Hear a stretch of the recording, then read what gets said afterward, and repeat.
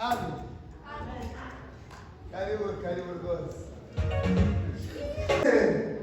Uratera harivuga ngo muri wa muri rivuga ngo yari manya icyo ejo nari bikubwira bikuganira n'abantu kw'ijambo rivuga ngo Gideon amaze kubona ingabo zirangira avuga ati noneho ni moto y'Uwiteka nanjye na Gideon ntabwo ikiri moto y'abantu,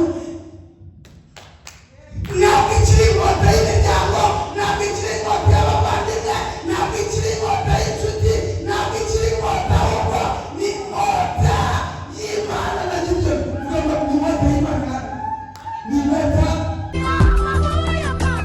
Uhawe ikaze kuri Abaragwa TV. Abaroma igice cya 8 umurongo wa 17. Kandi ubwo turi abana bayo turi n'abaragwa, agakiza ni ku buntu. Haleluya.